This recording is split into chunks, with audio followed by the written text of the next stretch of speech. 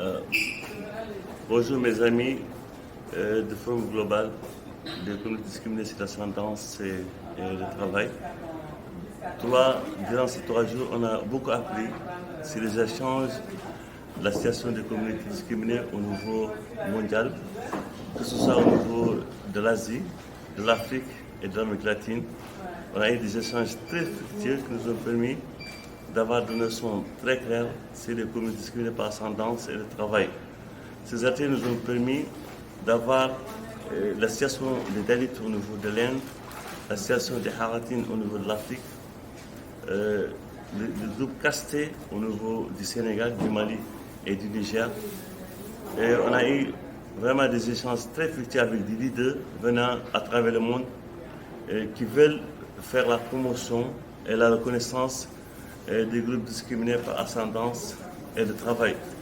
Ces 3 jours nous ont permis de faire des travaux de groupe, d'échanger, de voir quels sont les instruments juridiques qui peuvent nous aider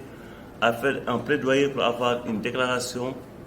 au niveau des Nations Unies et des organes de l'Union africaine pour que ces communautés soient reconnues et que les deux instances, que ce soit au niveau régional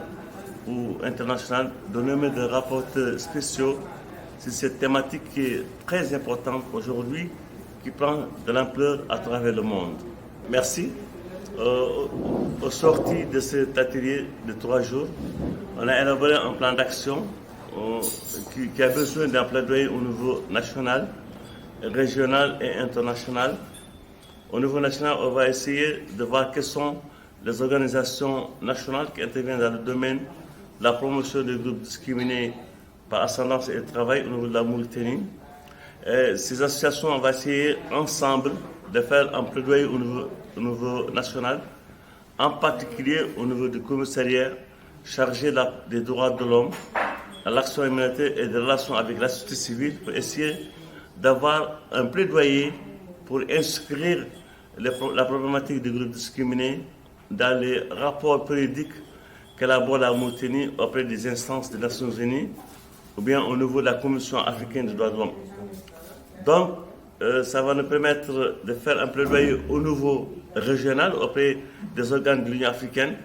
que ce soit la Commission africaine des droits de l'homme, que ce soit le comité des experts sur les droits et bien-être de l'enfant, pour que ces organes prennent en charge des questions des discriminés par ascendance de travail, que ce soit les femmes, les enfants, ainsi que les personnes handicapées ici de cette communauté discriminées par ascendance de travail. Et au niveau international, nous sommes en train de voir comment les rapporteurs spéciaux peuvent intégrer dans les thématiques la question des groupes discriminés par ascendance et de travail. On aimerait que ces rapporteurs, que ce soit sur les minorités, sur l'esclavage contemporain et traditionnel, qui prennent en compte les sujets sur les groupes discriminés par le travail et l'ascendance. Donc on aimerait ensemble ces communautés soient solidaires, que ce soit ceux de l'Asie, que ce soit de l'Afrique et de l'Amérique latine, on soit solidaires ensemble pour que, au niveau des Nations Unies, on fait entendre notre voix. Parce que c'est par l'action qu'on a la liberté et par l'inaction, les choses ne vont pas changer. On veut nous, ensemble, nous puissions changer cette problématique et qu'on ait une visibilité au niveau des instances nationales, régionales et internationales pour que nous tous ensemble, nous puissions avoir cette déclaration aussi importante pour inscrire dans les thématiques au niveau national, régional et international, la thématique des groupes discriminés par ascendance et de travail. Donc, ce que je pense des groupes discriminés par le travail et l'ascendance au niveau mondial, ce sont des communautés qui sont discriminées, ce sont des communautés qui n'ont pas accès à l'éducation, à la prise de décision. Ce sont des communautés qui ont besoin d'être boostées pour que les problématiques soient prises en compte.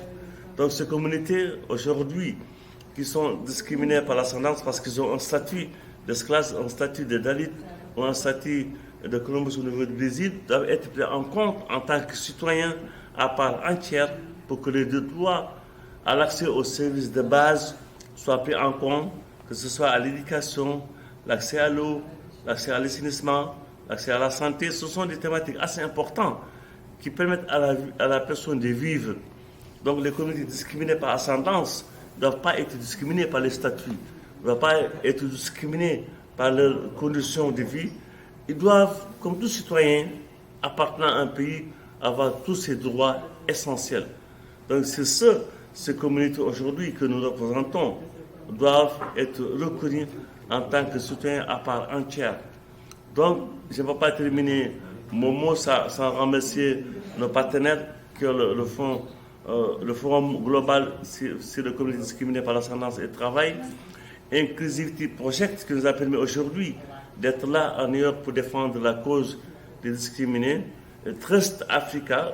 le réseau africain de lutte contre les communautés discriminées et l'esclavage contemporain, tous ces partenaires, ensemble,